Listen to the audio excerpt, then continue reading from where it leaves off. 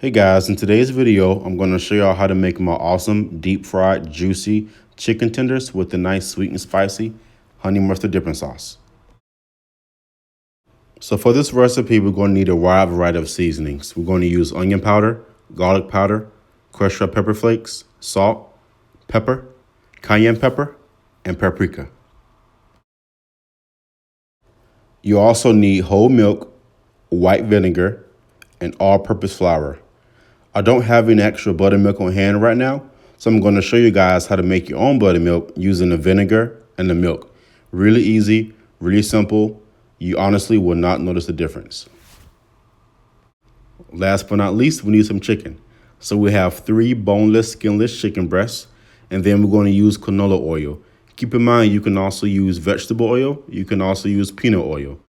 So first thing we're going to make, guys, is the buttermilk mixture I told you about. We're first going to add 1 cup of milk to the bowl.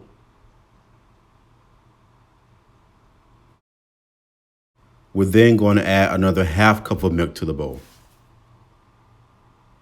So to your milk, you now want to add 2 tablespoons of white vinegar.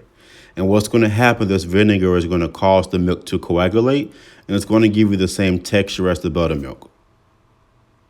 Take your spoon, give the milk and vinegar a quick stir. And as you can already see, it's starting to thicken up on us. So it's already giving us the buttermilk texture we're looking for. This mixture is going to help our chicken tenders break down and become juicy. Let this mixture sit for about 5 to 10 minutes on your counter or either in your fridge. Take your chicken breasts and go ahead and flip them over top side down. Slice them on the diagonal. This way they're not too short or too long. Please be careful not to slice them too thick or too thin. If too thin, they will dry out. If too thick, they take longer to fry. All right, so go ahead and take your sliced chicken breasts and get them all put into the bowl. Once you get them all put into the bowl, you want to go ahead and make sure that every piece of chicken is submerged fully in the milk and vinegar. You want to make sure as they cook, every single piece of chicken has a chance to take advantage to get moisturized and tender and juicy as it fries. All right, so it's time to season. We're going to go ahead and add some salt, freshly ground black pepper, onion powder,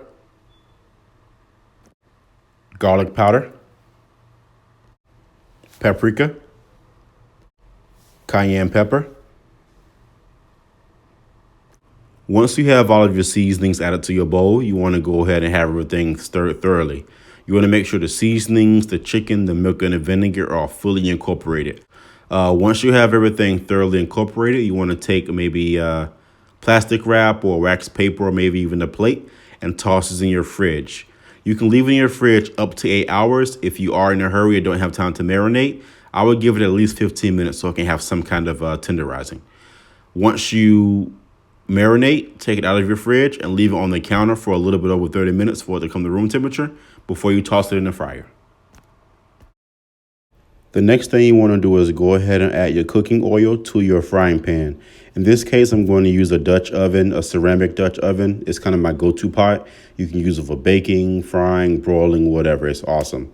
I'm going to pour the oil in our pan and I'm going to let it heat or preheat to 350 degrees. So now it's time to make our breading for the chicken tenders. To make it easy for cleanup, we're going to use the same bowl that we're going to use to actually bread our chicken tenders in. So to this bowl, I'm going to add flour, cayenne pepper, paprika, garlic powder,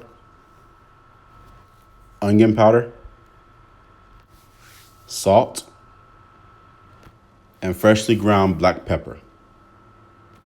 Now guys, this part is optional, but I'm going to add 2 tablespoons of water to my flour. And this is going to help give our chicken tenders a little bit of an extra crunch as they fry.